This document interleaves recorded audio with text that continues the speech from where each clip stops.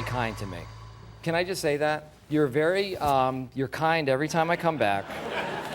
And what? Here we go. Let me. Do you have a? It's sewn shut. Yeah. It's not a real pocket. No.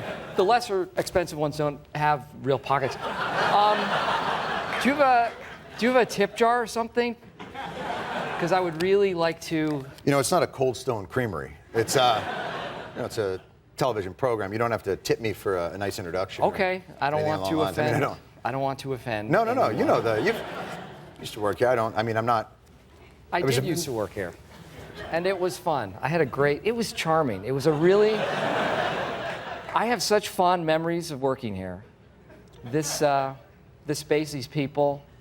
Fun. It was a lot of fun having you here. I loved it. I loved being here. I loved. You know what? We loved having you. I'm beeping with excitement. No, we loved that. You didn't hear that? I do. I do hear that off stage. I mean, it was great, and it was a great experience, and you being here, it was. How much? I don't. How much for the program? To buy the program. Here's the thing. I've always loved this program. I TiVo it, and when I can get to it, I watch it. And what is this? That's not real wood, right? It's a wood-like substance. It's a painted grain, if you will. How much for the whole kit and caboodle? Just name your price. We're not a minor league baseball team. You can't. Here's the thing. I'll give you a low number. You give me a high number, and I will pay the high number. Because I am so rich right now. But we don't. I remember this. I remember when you left. I remember that moment. I remember what you said to me. I said, I am not going to leave you behind, John.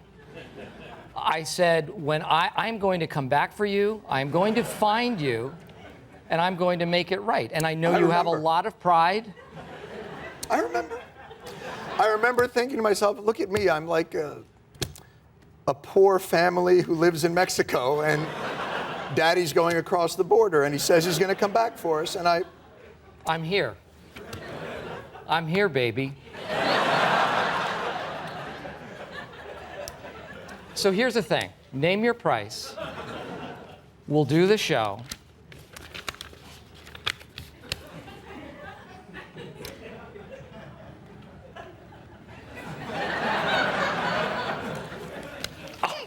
I actually thought you were going to write something sort of dirty to me just then.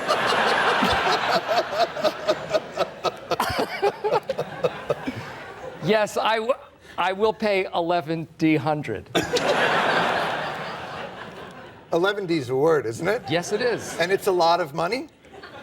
It's a substantial amount of money. Can I get suits with pockets? Yes.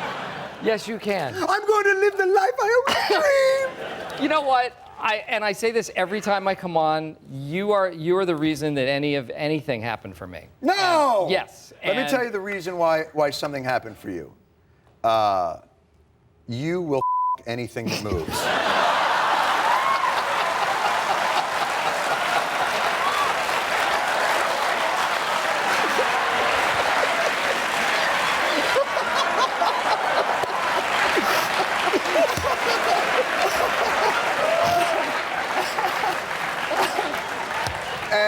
Touche, my friend.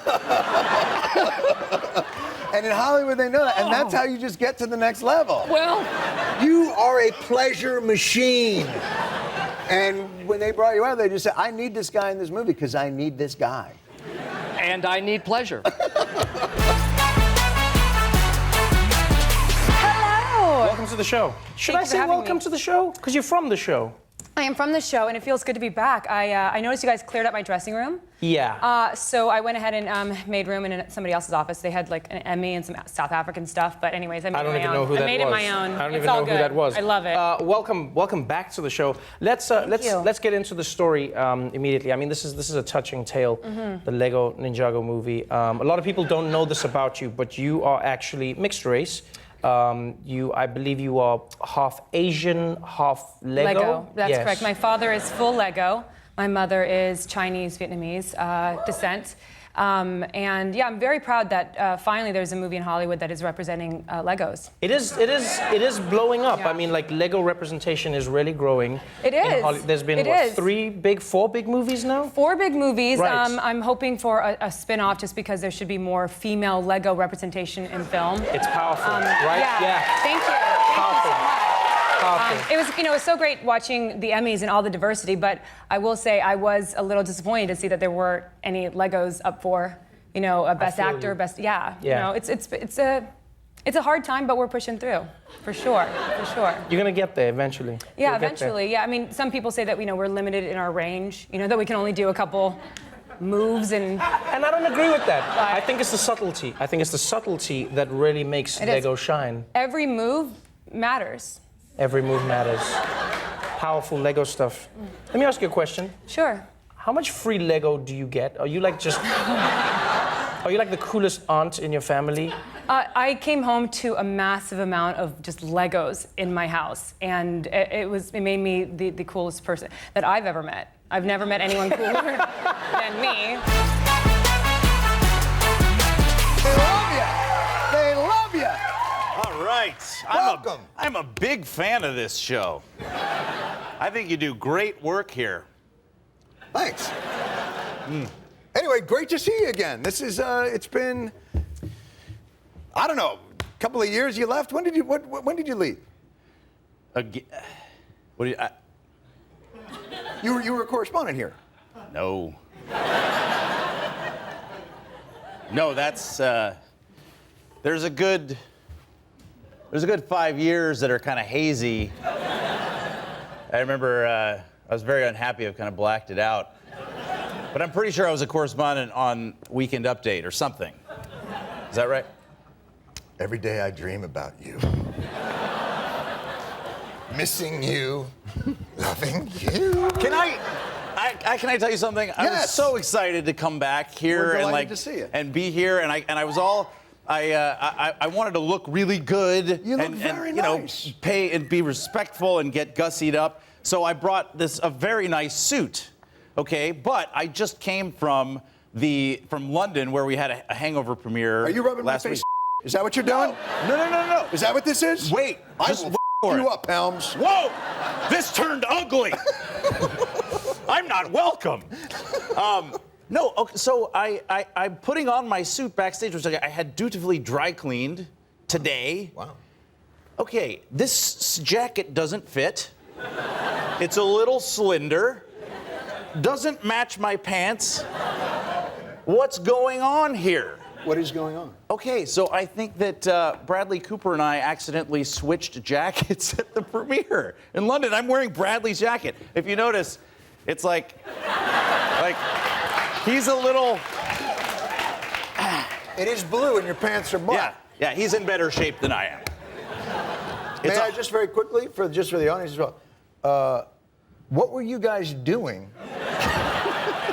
that would in any way, is this, like I can't imagine you guys, you get dressed up in your suits to go to the premiere, you're like, hey, let's go to the premiere, and then like in the middle of it, you're like, I have an idea. Let's switch clothes. No, well, maybe you're not familiar, but in London movie premieres, it's customary to have an orgy. So I'm not familiar with that. It's neither true nor funny. But so does he now have is he standing on a talk show somewhere with an oversized jacket? I don't know. But I would assume so. I didn't know until literally 20 minutes ago. I put this jacket on and was like, maybe, and again, I'm just going to throw this out there. Maybe since the London premiere, you've gained a lot of weight. When was it? It was Wednesday. Okay. You might have in England gained 3 stone. Okay. It's quite I'll go with remarkable. that. Have you now? Is there more? Do you have more premieres to do? Are there more places to go? Is this the end? This is it. John, this is like my hoorah to the publicity of The Hangover. Is How the many Daily countries Show. did you hit? You had to go to England. You had to go to America. Is it opening in Germany? Like what? Did they send you to Italy? Well, it's going to open in a bunch of those countries, but they're not going to send us there. What? Yeah. The biggest movie in the world. You demand to be sent. All right. Do you want to? Can you make it happen? No. I don't even have any pull here. That's not true. As big as you I get, happen to know. The more successful you get, I just want you to know something. We have footage of you. Never forget that. Never forget. We have the footage. Because you're enjoying yourself right now. You're kind of on top of the world. I'm happy. I'm excited. I feel like You're doing great. You know, a lot of the work I put in here and laying some groundwork. I'm proud of that. And why? What is this? Is very. I just thought, since you did not remember, I've been notified that we might have just a brief piece of evidence of your time. I thought we might take a quick look. I equipped myself with a hidden camera underneath my ball sack.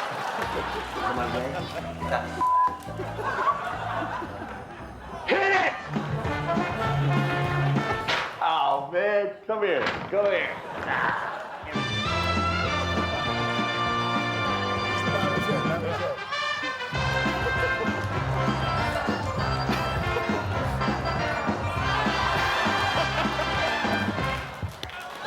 Why did you leave? Why? Can you answer a question for me? Yeah, no. Okay. What's life like out there? You know, I'm leaving this place. When you guys Yeah. all leave, I always feel like the fourth grade teacher, like my students, they leave and they go It's out, true. and then they come back at like 18 It's and they look at true. me like, oh, you poor little punk ass boy. Like, what's it like out there? Is it fun? is That it part free? is that your perception is skewed there. Yeah. But it's it's different. It's different. What time do you have to get up? Oh, John. Well, what time do you get up? I get up at 6:30. No. What do you miss the routine of it? So I'm worried. I'm a bit of a person that has to have habits and routines. I wear the same clothes every day, eat the same foods every day because I don't like to think about other things. I have to touch the desk 3 times. Yeah. Do you miss that routine? I mean, I have a routine. It's just more I determine the routine, which is nice. What?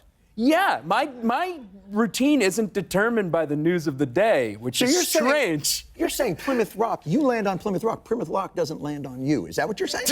That's a great way to put it, if I'm understanding that analogy. I was listening to a Malcolm X program on the radio. That's why. Yeah. But when I left here, Right. But when I was here, I was watching 2 C-SPANs at once. Oh yeah, dude. I loved it. Just like get it both, like 2 remote controls. Thanks. You get into it. I have not watched a 24-hour news channel since. I'm out. Out. That's the goal, Stuart. Tell me what that does to your soul. What does that do to your soul? We are bigger than our bodies. What? Yes. So the vessel- I know you have one. Because let me tell you this. I've noticed everybody that leaves here comes back looking younger, fitter, their d***s are bigger. Like it seems like an unbelievable gift to yourself. I do so much cocaine. What? An impossible amount of cocaine. You're kidding me. It's ridiculous. What? But I'll tell you what you can look forward to. All right. Okay? Yeah, let me hear it. When, you don't know when you're leaving yet, but when you do, I'll be where I've always been, which is right outside this studio waiting for you. And you better have my $5, bro.